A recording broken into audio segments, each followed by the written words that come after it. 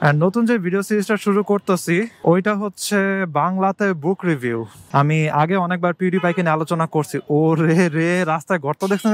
এটা তো পুরা একটা মোটরসাইকেলের চাকার সাইজ, পুরা চাকা ঢুকে যাবে এই গর্তের ভিতরে। সারাদিন ধরে আমার ওই বইটা পড়া হয়েছিল এবং বলা যায় জাস্ট 2 দিনের ইন্টারনেট বন্ধে আমি প্রায় 150 থেকে 200 পেজের মতো পড়ছি। আরে কথা বলতে বলতে এমন রাস্তায় ঢুকে গেছি যেখান থেকে বের হওয়া যায় না। তবে আপনাদেরকে জায়গাটা দেখা দিই। এটা হচ্ছে লেকের ভিতরের ডিপের একটা জায়গা এবং জায়গাটা অনেক সুন্দর।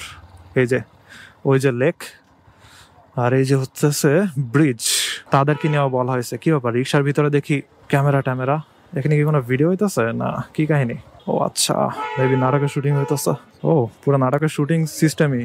তো এই গলির মধ্যে অভিনয় করতেছে। গলিতে তো একটু পরপর গাড়ি টাড়ি রিক্সা মিক্সা আসবে। হয়তো এখানে কোনো বিল্ডিং এর শুটিং ছিল, বিল্ডিং থেকে নামার শুটটা নিতেছে আর কি, নাইমা রিক্সাতে উঠতেছে।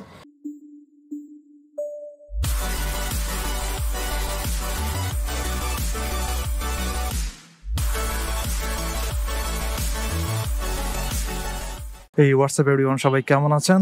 এখন আমি আছি জিগাতলা টেলি অফিসের গলির কাছাকাছি। এখন এখান থেকে বের হয়ে যাব হচ্ছে পান্থপথের দিকে। আমার জার্মান ক্লাস ওই জায়গাতে, ওখানে একটা কাজ আছে। তো ভাবতেছি পান্থপথের যে শর্টকাটটা আছে ওইখান দিয়ে চলে যাব। আগে দেখতে হবে রাস্তার কি অবস্থা, যেহেতু স্কুল কলেজ এখন সব খুলে দিছে এবং ছুটি হয়েছে, এই জন্য রাস্তাতে ভালোই গ্যাদারিং পাওয়ার সম্ভাবনা আছে। আর মোটরসাইকেলের ঘড়িতে বাজে একদম দুপুর 12টা, এর জন্য রাস্তায় ভালোই রোদ আছে। দেখি মেন রোডে যদি রোদের তাপ করা হয়, তখন যেহেতু গ্লাভস পরি নাই তাই ফুল হাতা শার্টের হাতা একদম ফুল করে ফেলানো লাগবে আর কি। ওকে, আজকের কথায় আসি। আজকে আমি একটা নতুন ভিডিও সিরিজ শুরু করতে যাইতেছি। এটার প্লেলিস্ট আমার চ্যানেলে করা থাকবে। প্লেলিস্টের লিংক আমি আমার ভিডিও ডেসক্রিপশনে দিয়ে রাখবো।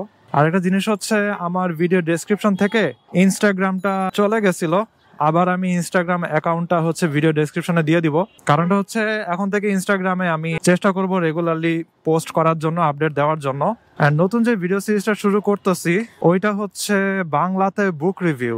আমি বই পড়তে অনেক ভালোবাসি, আমি সুযোগ পাইলেই বই পড়ি এবং আমি বুক রিভিউ আপলোড করি। তবে আমি বুক রিভিউ আপলোড করি আমার যে পার্সোনাল ইনস্টাগ্রাম অ্যাকাউন্ট আছে ওইটার ভিতরে, কিন্তু এখন থেকে আমি আমার যেই রেভি ইনস্টাগ্রাম অ্যাকাউন্ট আছে ওইখানেও বুক রিভিউ আপলোড করা শুরু করব।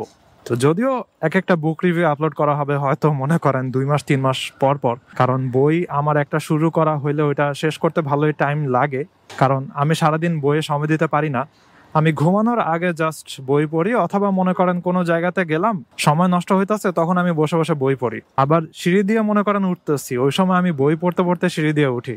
সো আমি এরকম আর কি, বই পোকা যেটাকে বলে। অ্যান্ড ম্যাক্সিমাম সময় হচ্ছে ইংলিশ নভেল পড়া হয়। আর জার্মান বই আমার ডাউনলোড করা আছে, কিন্তু জার্মান বই আমি এখনো পড়ার মতো অ্যাবিলিটি হয় নাই। জার্মান গ্রামার আমার যে লেভেলে আসি, এখনো বই পড়ার মতো ভোকাবুলারিজ অথবা গ্রামার কালেকশন আমার হয় নাই। তবে আমি চেষ্টা করতেছি অনেক ফাস্ট আমার জার্মানটা ইমপ্রুভ করার জন্য, যেন আমি জার্মান বইগুলো পড়তে পারি। যাই হোক, আজকে হচ্ছে ভিডিও সিরিজের প্রথম দিন। এখানে আমি বইয়ের রিভিউ দিব। বইয়ের রিভিউ দিয়ে আমি আপনাদেরকে সাজেশন দিব যে এই বইটা পড়া উচিত কিনা, এবং এই বইটা পড়লে আপনার সময় নষ্ট হবে নাকি আপনার সময়টা ওয়ার্দি ফিল হবে, ওই জিনিসটা নিয়ে হচ্ছে বলবো আজকে। আসলে এই আইডিয়া আসছে কই থেকে? আমার ফেভারিট ইউটিউবার হচ্ছে পিউডিপাই, আপনারা সবাই হয়তো জানেন। আমি আগে অনেকবার পিউডিপাইকে নিয়ে আলোচনা করছি। ও রে রে, রাস্তায় গর্ত দেখছেন? এটা তো পুরা একটা মোটরসাইকেলের চাকার সাইজ, পুরা চাকা ঢুকে যাবে এই গর্তের ভিতরে। ভাই রে ভাই, আমি যদি কোনো গাড়ির পিছনে থাকতাম আজকে গেছিলাম আমি। যাই হোক, আমার ফেভারিট ইউটিউবার তো জানেন পিউডিপাই।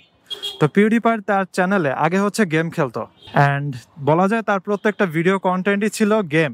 আর বাকি কিছু ভিডিওস ছিল যেগুলো ছিল হচ্ছে মনে করেন গেমের রিভিউ, অথবা কোনো ডেইলি ভ্লগ, অথবা মনে করেন কোনো মিম রিভিউ। ঠিক আছে, তার ভিডিও একটা সিরিজই ছিল হচ্ছে মিম রিভিউ। বিভিন্ন মিম কম্পিলেশনস অথবা মিমের ভিডিওস এগুলো হচ্ছে রিভিউ করতো।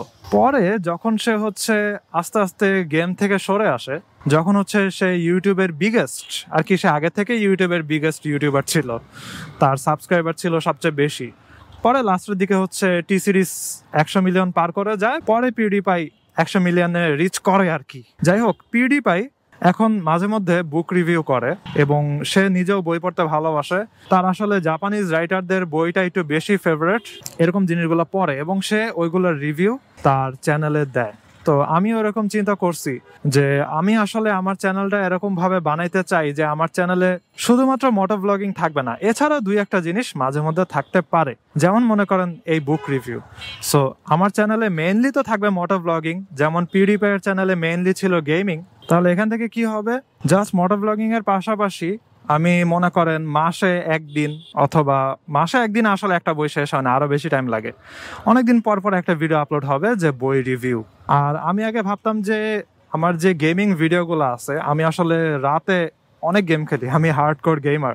সো স্টোরি গেম তো খেলা হয়, আর ফ্রেন্ডদের সাথে ভ্যালোরেন্ট অথবা কাউন্টার স্ট্রাইক এগুলো বলা যায় ডেইলি রাতে আমার খেলা হয়, রাত 2টা 3টা 4টা পর্যন্ত ওদের সাথে আমার খেলা হয়। তো ওগুলোর হচ্ছে আমার অনেক ক্লিপ আছে এবং আমার অনেক হেডশট মেডশট অনেক কিছু দেওয়ার ক্লিপ আছে, কিন্তু ওগুলা আমি চিন্তা করছি এই চ্যানেলে আপলোড দিব না, কারণ একটা চ্যানেলে যদি 2টা টাইপের ভিডিও বেশি আপলোড হয় তখন ইউটিউব অনেক ঝামেলা করে ফেলে। ইউটিউবের অ্যালগোরিদম আসলে এই জিনিসটা অনেক মিক্স করে ফেলে। মনে করেন আমি ডেইলি আপলোড করি মোটো ব্লগিং, এখন হঠাৎ করে মনে করেন আমি গেমিং ভিডিও আপলোড করা শুরু করলাম, তখন ইউটিউব চিন্তা করে যে তার সাবস্ক্রাইবারদেরকে অথবা মোটো ব্লগিং যারা দেখে তাদেরকে এই চ্যানেল রিকমেন্ড করবো না। সো তখন চ্যানেলের আরো ধ্বংসের পথে চলে যায় আর কি। এই জন্য আমি আলাদা চ্যানেলই খুলছি গেমিং এর জন্য, ওইটা আমি পরে লিংক দিয়ে দিব আমার ভিডিও ডেসক্রিপশনে। ওইখানে আমি আমার গেমিং এর যে ভিডিওগুলো আছে, ক্লিপগুলো আছে, ওগুলো আপলোড করব। কারণ যদি হচ্ছে ওগুলাতে ইন্টারেস্ট থাকে তখন তারা ওইখান থেকে ক্লিপসগুলো দেখতে পারবে। অথবা আমার যে এম ট্রেনিং এর ভিডিও আছে, এম ট্রেনিং এর টিউটোরিয়াল, ওইগুলো হচ্ছে আমি ওই চ্যানেলে দিব। আমি আবার ডেইলি এম ট্রেনিং করি, ওইটা আগের একটা হ্যাবিট ছিল, এখন অত বেশি করা হয় না আর কি। যাই হোক, ওইটা আপনাদেরকে জাস্ট শর্টলি বলে দিলাম যে আমার চ্যানেলে এখন থেকে মাঝে মধ্যে বুক রিভিউ রিলেটেড ভিডিও থাকবে। তো এইবার শুরু করা যাক। সো এই জ্যামটা আমি পার হই একটু ধানমন্ডির দিকে ঢুকি, তারপরে আমার রিভিউটা শুরু করি। কি রে ভাই, এখানে দেখি ট্রাক ভর্তি করে মানুষ নিয়ে যাইতেছে, এগুলো তো মনে হয় পলিটিক্যাল মানুষ, তাই মনে হইতেছে। যাই হোক ভাই, দেশে শান্তি চাই। আপনি যে পলিটিক্সই করেন না কেন, যে দলই করেন না কেন, দেশে অশান্তি হোক এরকম কোনো দল করেন না, অথবা এরকম মানুষদেরকে সাপোর্ট দিয়েন না। যাই হোক, আমি আমার রিভিউ এবার শুরু করি। যে বইটা নিয়ে আমি রিভিউ করব, বইটার নাম হলো we need to talk about Kevin. So এই বইটার রিকমেন্ডেশন আমি কোথাও পাই নাই, আমি রেডিটে পাইছিলাম। রেডিটে একজন পোস্ট দিছিল, is there a book that you can never forget, অথবা একটা ডার্ক বই যেটা আপনারে পুরো ট্রমাটাইজড করে দিবে। সবাই কমেন্ট করছিল বিভিন্ন টাইপের বই, তার ভিতরে একটা কমেন্ট ছিল we need to talk about Kevin. পরে আমি আমার একটা টু ডু লিস্ট থাকে, টু ডু লিস্টের ভিতরে হচ্ছে আমি বিভিন্ন ফোল্ডার করে রাখি যে মোটর ব্লগিং এর জন্য এসব ভিডিও বানানো বাকি আছে, তারপরে এসব বই পড়া বাকি আছে, এসব গেম খেলা বাকি আছে। তো পরে আমি টু ডু লিস্টের ভিতরে ওই বইটার নাম লিখে রাখছিলাম, দেন আমি পড়া শুরু করছিলাম। এবং হচ্ছে ওই যে মাঝখানে যখন ইন্টারনেট বন্ধ ছিল, ওই সময় হচ্ছে সারাদিনে তো মনে করেন বাসায় বসে থাকা হয়েছিল, সারাদিন ধরে আমার ওই বইটা পড়া হয়েছিল। এবং বলা যায় জাস্ট 2 দিনের ইন্টারনেট বন্ধে আমি প্রায় 150 থেকে 200 পেজের মতো পড়ছি। আরে কথা বলতে বলতে এমন রাস্তায় ঢুকে গেছি যেখান থেকে বের হওয়া যায় না। তবে আপনাদেরকে জায়গাটা দেখায় দিই, এটা হচ্ছে লেকের ভিতরের ডিপের একটা জায়গা, এবং জায়গাটা অনেক সুন্দর। এই যে ওই যে লেক, আর এই যে হচ্ছে ব্রিজ, জায়গাটা সুন্দর আছে। যাই হোক, ঘুরে আবার বের হয়ে যাই। এখান দিয়ে বের হওয়ার রাস্তা নাই, বামে দিয়ে বের হয়ে যাওয়া লাগবে, ইন্ডিকেটর দিয়ে দিলাম। So we need to talk about Kevin, এই বইটা পড়ার পরে আমার কাছে মনে হয়েছে দিস ইজ এ ওয়ার্থি বুক। আমি এমন ভাবে বইটা রিভিউ দিব যেন আপনারা কোনো স্পয়লার না পান আর কি। যদি কোনো কাহিনী রিলেটেড জিনিস আমি বলি, ওই জিনিসগুলো থাকবে হচ্ছে বইয়ের একদম ফার্স্টের দিকে। মনে করেন ফার্স্টের 5-10 পেজের মধ্যে এরকম কিছু আছে, এরকম জিনিস হয়তো কাহিনী থেকে আমি বলতে পারি। বইয়ের পুরাটাই হচ্ছে লেটার টাইপের আর কি। বইয়ের প্রত্যেকটা চ্যাপ্টারে লেখা হচ্ছে dear Franklin, dear Franklin, dear Franklin. অর্থাৎ একজন মহিলা, তার নাম হচ্ছে ইভা, তো ইভা হচ্ছে তার হাজবেন্ড ফ্র্যাঙ্কলিনকে চিঠি লেখে। এগুলাই প্রত্যেকটা চিঠি হচ্ছে এক একটা চ্যাপ্টার।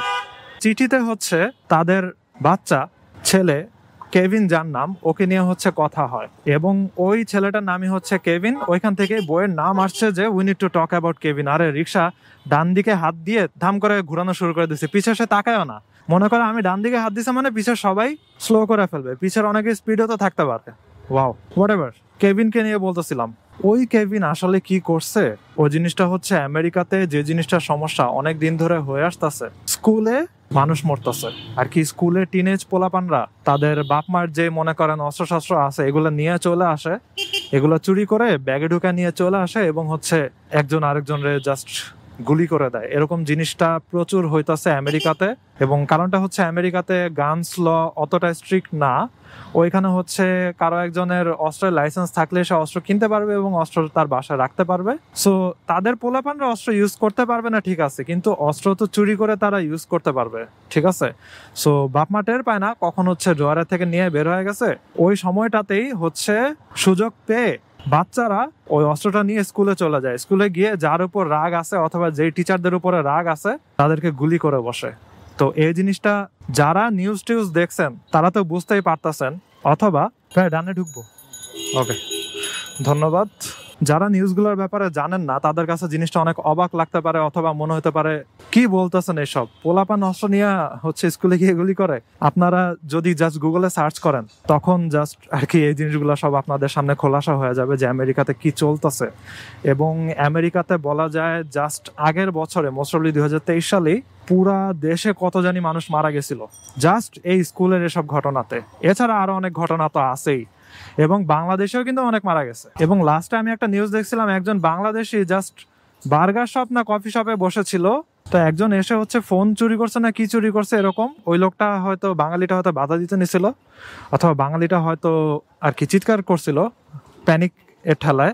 ওই সময় ওই লোক হচ্ছে তাকে গুলি করে দিছে এবং বাঙালি লোকটা মারা গেছে। সে বাংলাদেশেরই একটা ইউনিভার্সিটির স্টুডেন্ট ছিল এবং মাস্টার্স নাকি পিএইচডি করতে আমেরিকাতে গেছিল। তো এরকম জিনিস হইতাছে। তো স্কুলের এই ঘটনাগুলোর উপরে হচ্ছে বইটা। তো কেভিন নামের যে ছেলে, কেভিনই হচ্ছে এই কাজটা করছে এবং এটা কোনো স্পয়লার না, এটা দিয়ে আর কি বইয়ের শুরু। তো কেভিন তো এখন মনে করেন জেলে, আর যেহেতু ও টিনেজ তাই ওর মৃত্যুদণ্ড অথবা বড়সড় কোনো দণ্ড দেওয়া হয় নাই। ওকে 7 ইয়ার্সের নাকি 9 বছরের জেল দেওয়া হয়েছে। তো তার ভিতরে 2 বছর বয়স পরে ও হচ্ছে 18 বছর হয়ে যাবে। ও যে সময় এই ঘটনাটা করছে তখন ওর বয়স ছিল হচ্ছে 16। তো 2 বছর জেলের পরে 18 বছর হয়ে যাবে, তখন অ্যাডাল্টদের জেলে ওকে পাঠায় দেওয়া হয় আর কি। যাই হোক, সো এই কেভিনের ছোট থেকে বড় পর্যন্ত কি কি ঘটনা হয়েছে, কি কি ঝামেলা হয়েছে, এবং ওর আম্মু আসলে বুঝতে পারছিল যে কেভিনের ভিতর অনেক সমস্যা আছে এবং কেভিন অনেকটা ভিলেন টাইপের জিনিস করতে ও লাইক করে, ঠিক আছে। এবং ও মানুষদেরকে টন্ট করতে অথবা মানুষদের ক্ষতি করতে হচ্ছে আসলে পছন্দ করে। এবং বিভিন্ন ঘটনাতে আসলে পিছনে পিছনে কেভিনের হাত ছিল।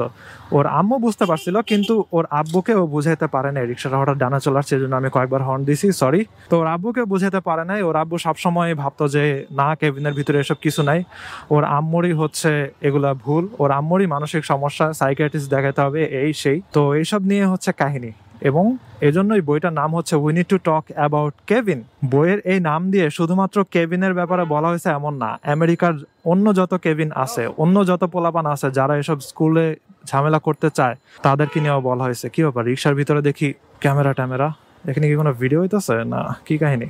ও আচ্ছা, মেবি নাটকের শুটিং হইতেছে। ও, পুরো নাটকের শুটিং সিস্টেমই।